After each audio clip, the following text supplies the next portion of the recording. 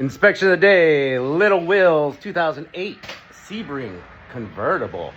Just took it for a test drive. He was complaining about a crunch on the front right. Verified that in my bumpy yard. Crunch, sway bar link, strut. Probably one of them too. Test drive. Left wheel, I could hear centrifugal noise. So I loaded up the left wheel by turning right and it got louder. So we got something on the left that's centrifugal and something that's crunchy up and down on the front passenger. Let's lift it up. We do these walkthroughs together, guys, so you're finding out things as soon as I am and when I lift it up. Loud traffic. Those struts are looking pretty old. I bet you on that front right it's gonna be a strut that's crunching, but look at the tire. The tire is almost bald. Just catching my fingernail on it. Camera can be deceiving. How much you want to bet there's a warp in this tire somewhere? I like to kind of spin it and leave my eyeball or the camera in one spot and kind of just look around.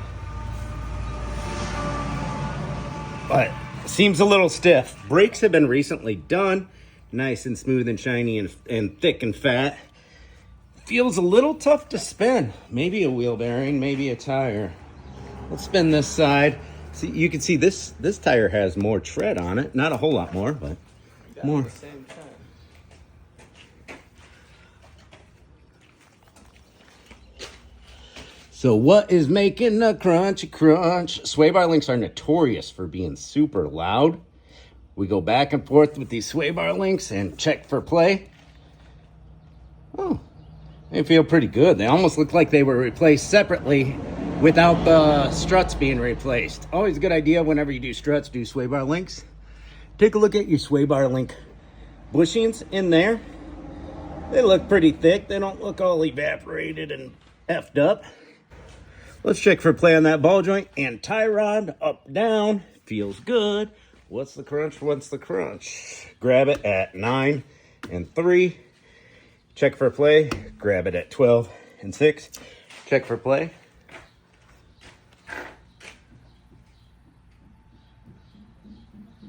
Ooh, it's coming out.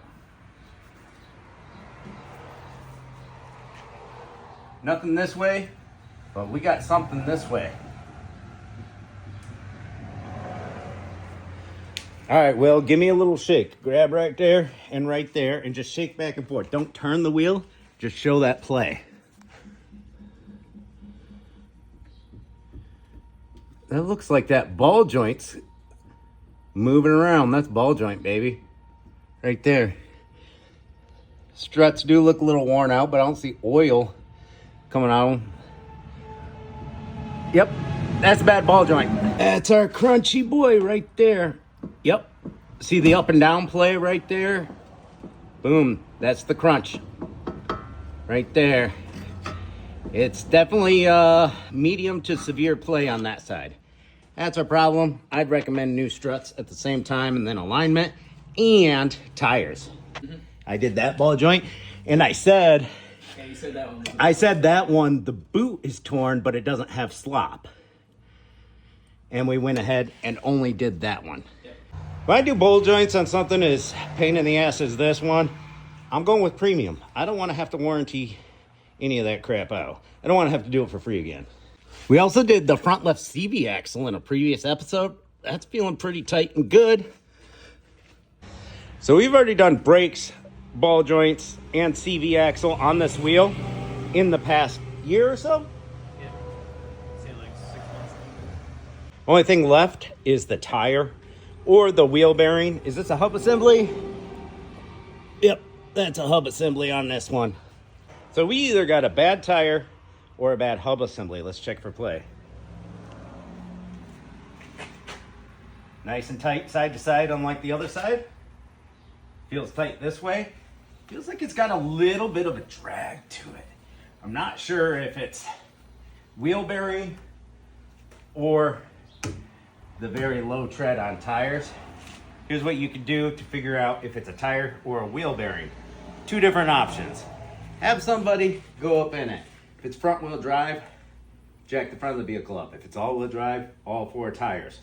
Then you grab from my Amazon store one of these mechanic stethoscopes.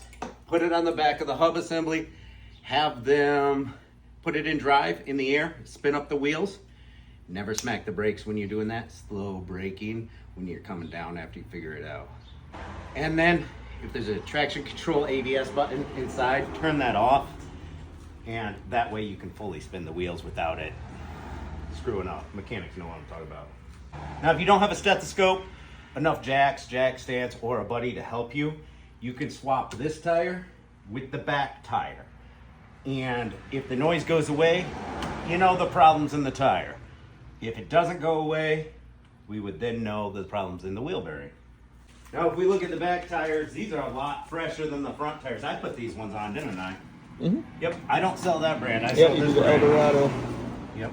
Eldorado, great bang for your buck company, like a mid-grade, up-and-coming company, and bang for your buck.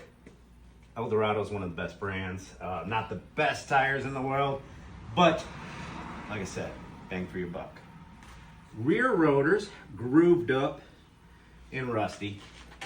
I only did the front brakes on this. But that feels good. This tire feels good. And you want to keep your drive tires fairly even so you don't strain the transaxle. So let's do a tire rotation on this. We'll put the thick, newer tires in the front and put the crappy tires in the back. If that centrifugal vibration moves to the rear or disappears, we know it's in the tires. If not, we sell them a wheel bearing hub assembly. That's inspection of the day. I would recommend new struts and then new tires. After this rotation test drive, possibly a hub assembly. And ball joint lower, front right side, after all the work's completed, get an alignment. Inspection of the day, 2008 Sebring, fancy version. See ya.